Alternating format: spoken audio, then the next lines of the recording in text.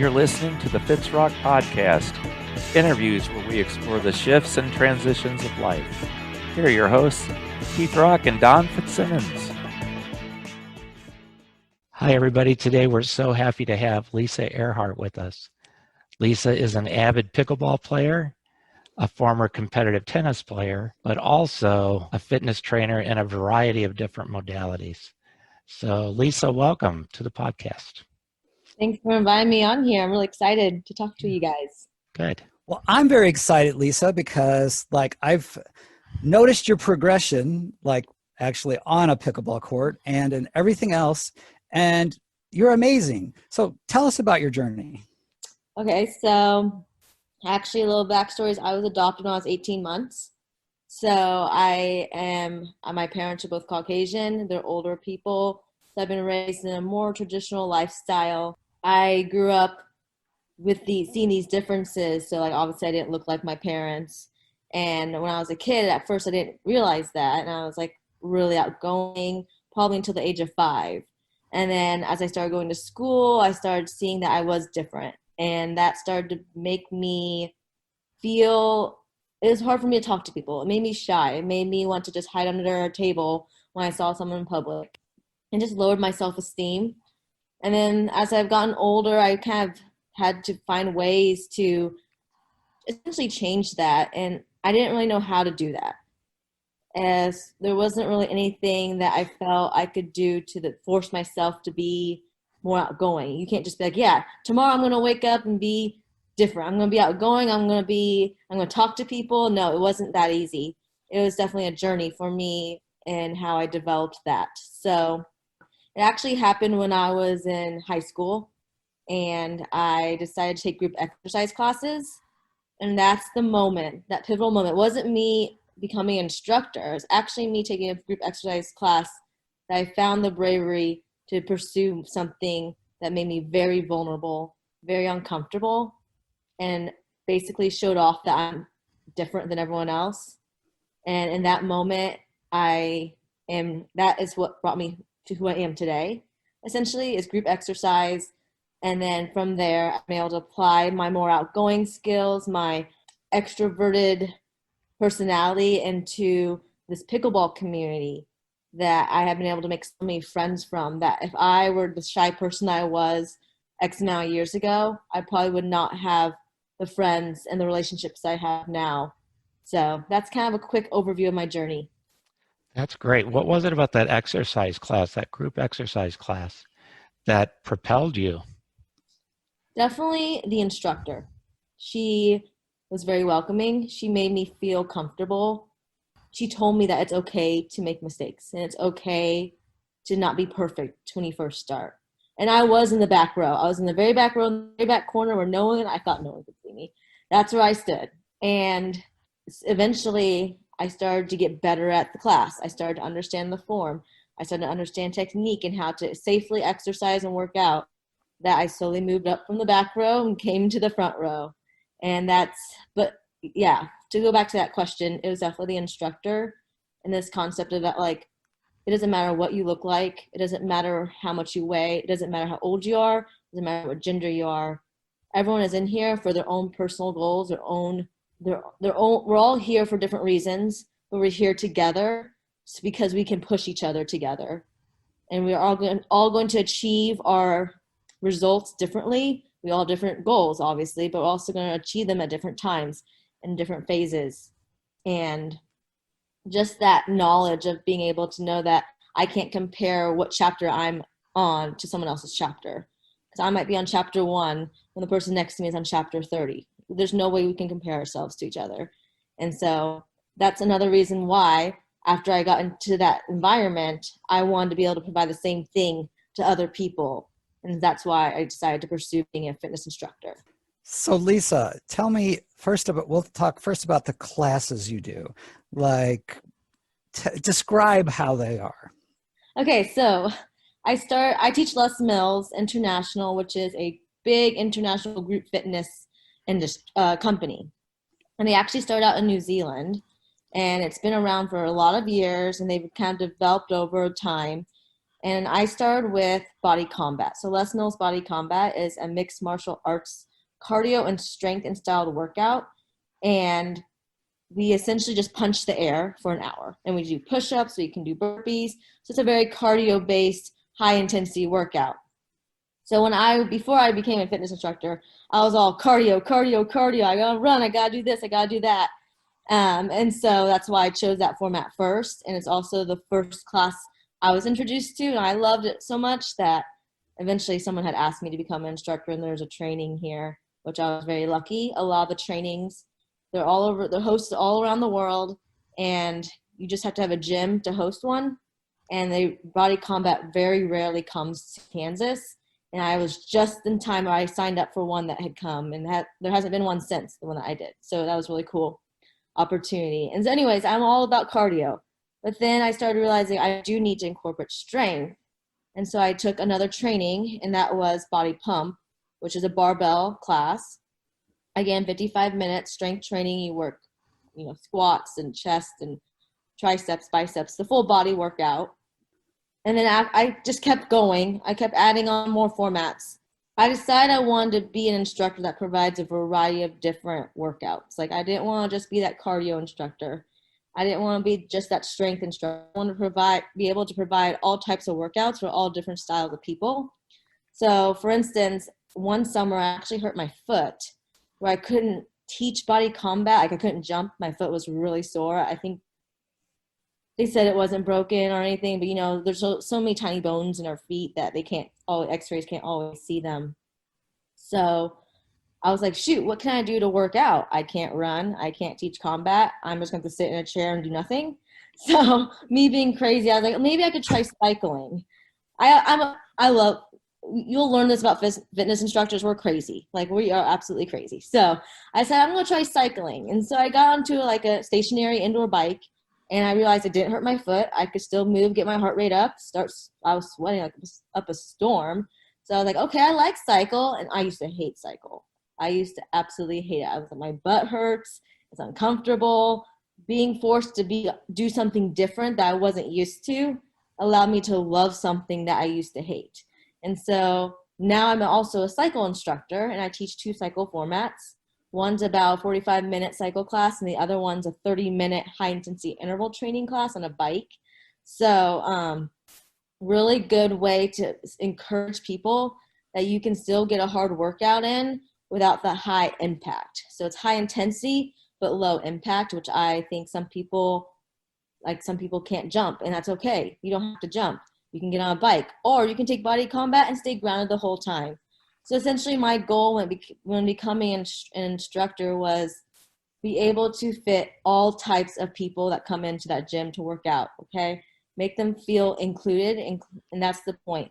Inclusivity is very important, and it's how you get people to make fitness and working out something they get to do versus something they have to do on a daily basis. I want people to want to come to gym, want to work out, want to have fun, want to work hard with me, and then they reap the benefits outside of the gym. So that's kind of the fitness class that I teach and my purpose there. That's awesome. And you said something so profound in the middle of that. And I'm not going to get the quote right, but you can correct me. But you said something about, because it applies to all of life, being forced to try something new caused you to find something else that you loved. Being forced to do something you originally thought you did, and learning that you can actually love something that you didn't think you could. And yes, really. And that's so amazing, because I don't care if it's exercise, I don't care what it is. If you're afraid to try something new, you never get out of the place where you are. You're stuck forever. I always say change comes when you enter the zone that you are not comfortable in. Mm-hmm. That's where you also grow. It's super scary, but we have to do that. That's what life is about, is taking chances. And they don't have to be dangerous chances. They have to be wise, smart decisions. But when you enter that thing that pushes you just a little bit out of your comfort zone, that's where you can find something about yourself or change something about yourself and just become a better person, which is very important. I live to be better every single day, and that's critical, and we should all live like that, is to be better, to be kinder. I have a friend that says, the treasure you seek is in the cave you fear. So that kind of reminds me of what you were saying. It's like often we fear something, and that's where our treasure is. So I have a lot of people who come to my classes, especially body combat, and they say, I'm not coordinated for this class. I don't have the beat. I don't have the rhythm. I can't move with the music. The first thing I tell them is, one, it's not about being perfect. It's about getting you to move. But also, two, you can do anything you set your mind to. And the biggest critic is yourself. And there's a woman who actually, this is really crazy, this morning told me she used to hate body combat. She came to my class this morning. She goes, this is the class I look forward to every single week. and I bet you're the reason why. I wish I was the reason why. What I try to do as an instructor is teach it in a way that they can feel successful. So I try to break it down to simple pieces. Within that, when they do the whole thing, it's actually a really big, complex thing. But when I break it down, they can do it, and then they feel accomplished after that. So yeah, I am a very meticulous instructor, as in, like, I'm always about form. I want to make sure you're safe. I'd rather you get the form first, and then you can focus on adding the intensity. If you don't have the form, you're going to hurt yourself when you add that intensity. So I try to be crystal clear versus taking a class looking through a dirty mirror or a dirty window. Yeah. That's good. Well, and just like that lady, I think it was a woman you said, Yes. who was your group exercise instructor, how she inspired you. It sounds like you try to teach the way she did. Yeah. And that therefore you will be inspiring others, whether you know it or not. And that's the thing I love about group fitness, is that I want to inspire them, not just in there, but to, like, go out into the world and be strong, independent people. Like, I want them to feel that, not just in the room, but as an individual in the real world. And it's not just about being successful in the fitness studio, but it's about being, yourself and being brave in the real world. But yes, and in fact, the instructor that encouraged me to become one myself, I am still in contact with her. We still talk all the time.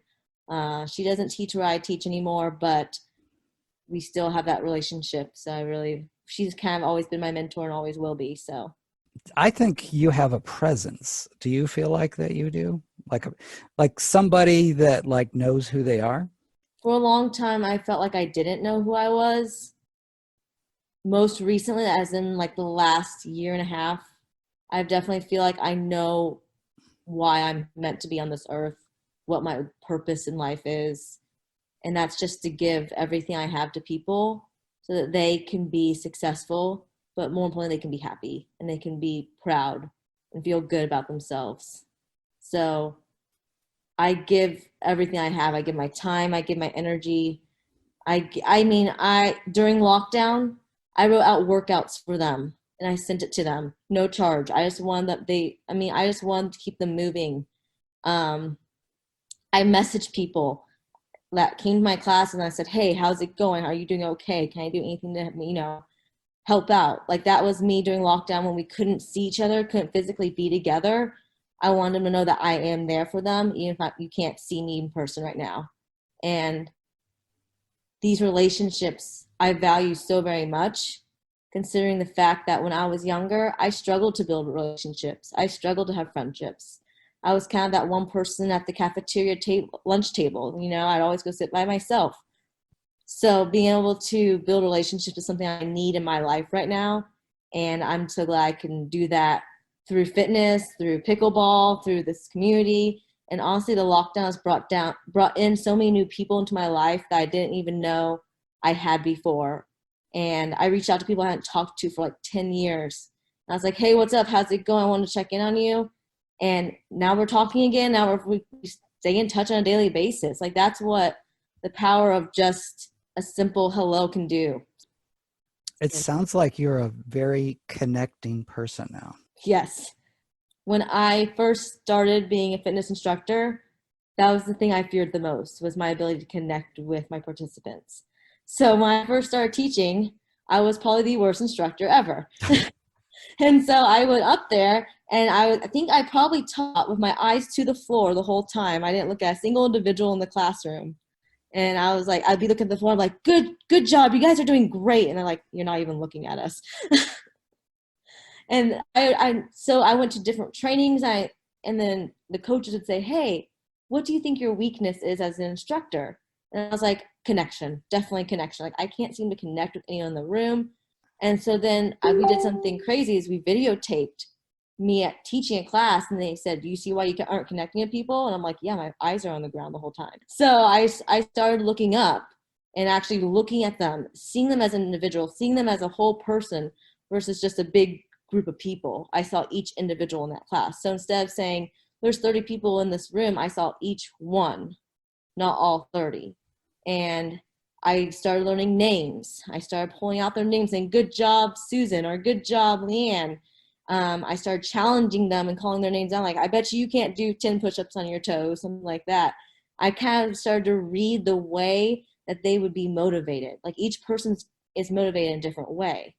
And so I saw that she likes to be challenged. She likes it when I compliment her. She likes this. He likes that. And so that's when I started being able to connect to people. That's when I started to kind of read their body language, read their actions. And then, yeah, so connection is now one of my fortes, but originally it really wasn't. So that's something that I have been able to change and develop through my teaching career. And then you're going to school as well, besides occupation, right? Yep, I am a busy person. I'm currently getting my MBA at UMKC, so I take some night classes.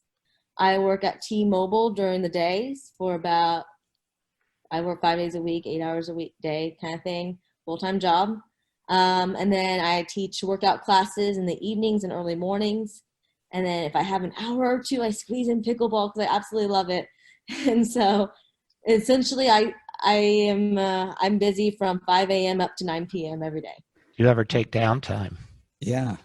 My downtime is pickleball, honestly. Like, I love pickleball. It makes I relax. If I have a stressful day at work, pickleball is where I go. But even with pickleball, I can get stressed out too because I'm a perfectionist. And I've been really working on my pickleball game. And in fact, I've only been playing for a year, and I've been able to really improve my game through lockdown, practicing my own. And every time I play pickleball, I play with one intention, and that is to focus on something. So I always focus on one thing in every game I play, and that's how I've been able to get better, is because I play with intention versus playing just to play. And so every game is important and valuable to me, and I think that's how I've gotten better. But I also just love the people that I've met through pickleball and the community that exists around it. It is a social sport, and so I think that's why I kind of was attracted to it. When I became a fitness instructor, I started doing pickleball, and it kind of went on with that concept of community and connection and building relationships. And so it's just been a really great add-on to my life. What was your journey from competitive tennis to where you are now? Yeah, I started playing tennis when I was 5 years old, and my dad plays, so it's kind of like in the family. And so I played when I was 5. I took lessons. I absolutely hated tennis when I was younger. But the reason why I chose tennis was because it could be played indoors. Funny story. I did not want to do anything outside. I was like, it's too hot outside. I can't be out there. So my dad's like, let's find a sport you can do indoors. Let's do tennis. And I'm like, okay, cool. So I played tennis as a kid all the way up until I started pickleball is when I actually completely stopped tennis. So I didn't do high school. I did 1 year of high school tennis, and then I didn't do college tennis. I just did USTA, which is, I think, like United States of America Tennis Association, something like that. Anyways, I did that for my competition, for competitive tournaments and stuff like that. Got ranked pretty high in my age brackets and stuff like that. Did really well. I love tennis. It was a really good sport. But for me, it didn't have the camaraderie that pickleball has. And so I remember, quick story, I did a USTA tournament. And it's a league, so you're in a group of other women. And it says you have to be 18 years or older. So, of course, I was 19 at the time, but, I'm one of the younger ones. Everyone else is probably like 30 or 40. And I went out to play a match, and all these ladies are always like, you can't be 18. Like, you're just a ringer, you know? And I was definitely one of the younger ones. And then just the amount of people, for being an adult, they're very immature when it came to playing tennis. Like, they'd always question my calls, and they're just so rude. And I would walk off the court like that. It wasn't fun. And I don't know why these women who are moms are acting like children. And so I was like, I just don't get this. I'm like, I'm 19. I'm more mature than them. Like, I'm not going to, like, if you call the ball out, okay, cool, it's out, whatever. So, I mean, it's just, they're very rude. And I did not like that. And I remembered I would go into a match not being excited. I was just more of like, this is not fun anymore.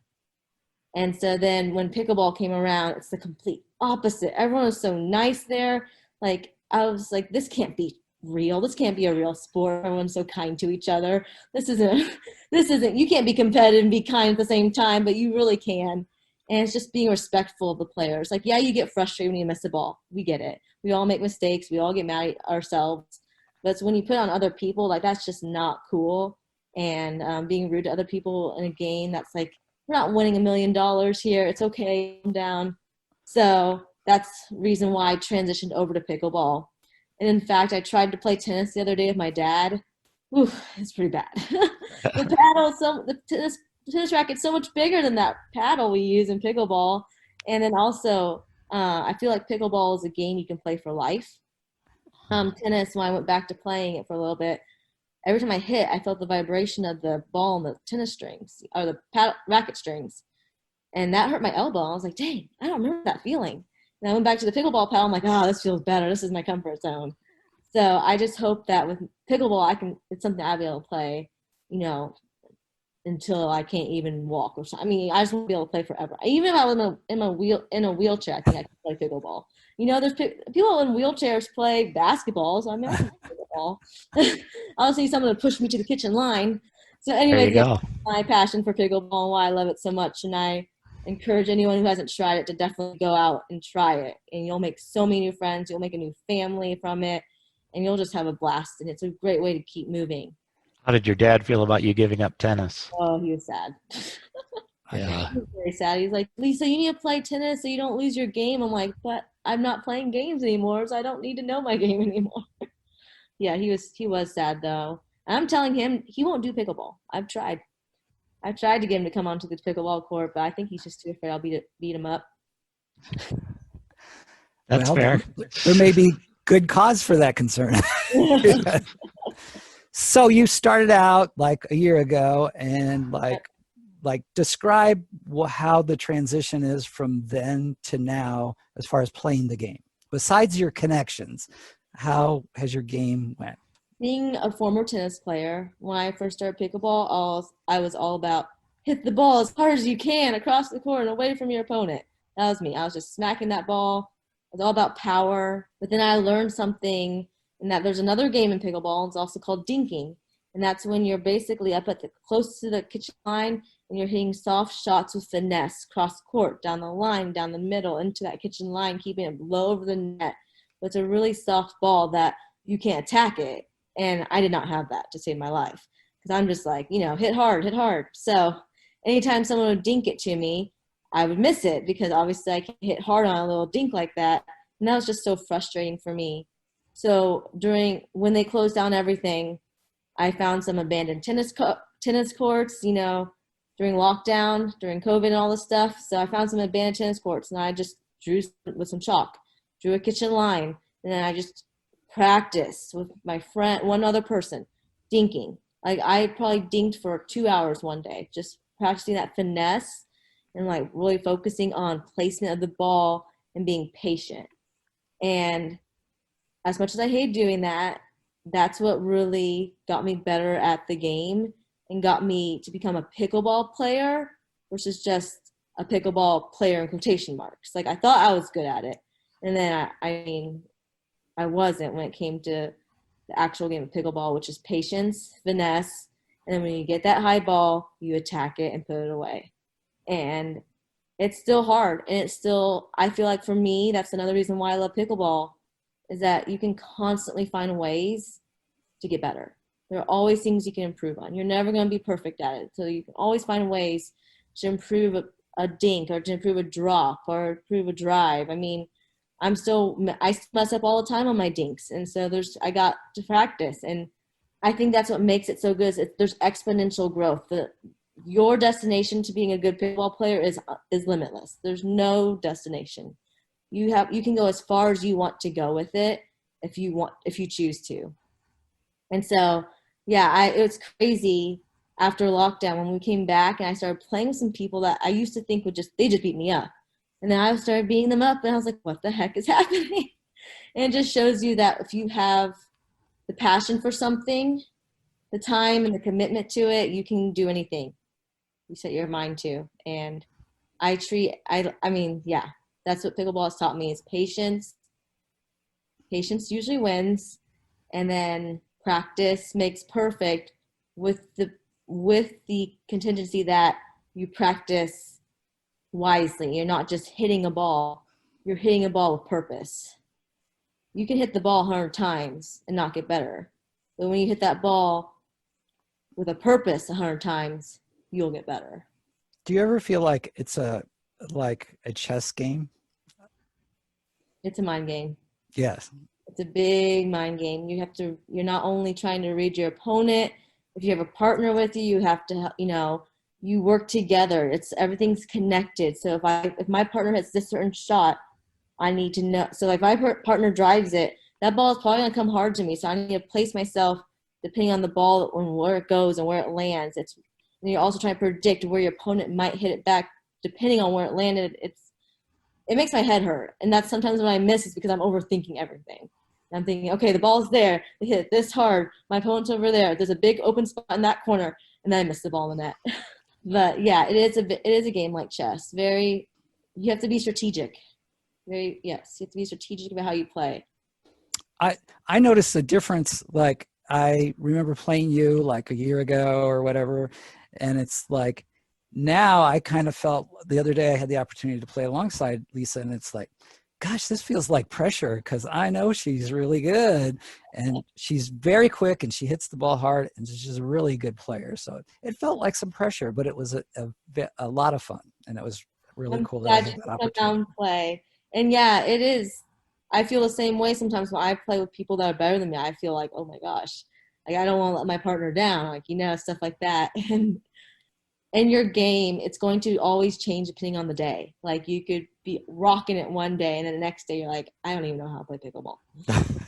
It happens to me all the time. And that's when I'm like, okay, maybe I need to just not take a break. But yes, I agree with the fact that like you play, depending on the people you play with, that's how you're going to play. So like, for instance, if you're playing harder people, you might actually play better because you're more concentrated on the game. These people are hard, so it's like you have nothing to lose almost if you make mistakes. So you try out new things and you realize you're good at this and good at that. So seriously though, if you haven't played a racket sport, pickleball is the sport of the future, guys. Pick it up, grab a friend, go outside, do it. It's like now is the time. I really encourage you guys. And if you want to, call me up and do it with me because I've actually taught a lot of people just the basics of pickleball, like how to keep score and how to serve and where to place and stuff like that. And I've gotten 10 people addicted to it. So, maybe you can be my next 10 right there. So definitely try it out.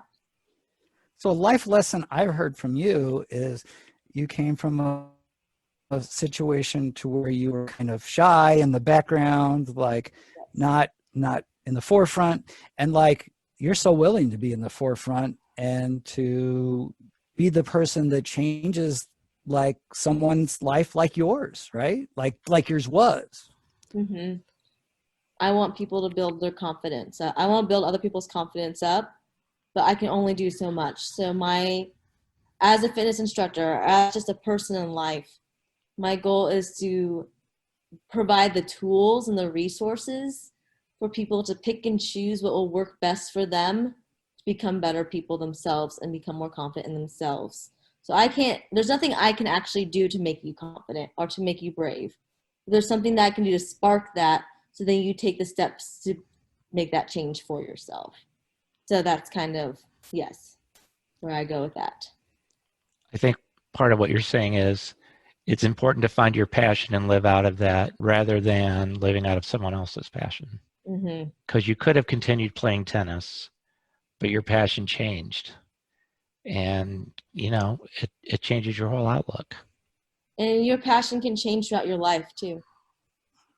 And I mean, it's all about, our life is a fluid process. It's a constant journey. There's no finish line. There's no destination. I say that in my classes all the time. Like, we aren't reaching a finish line. Like, this is part of our lives. This is part of a continuum that, like, we just continue to, we're traveling, we're moving. We just got to keep doing that.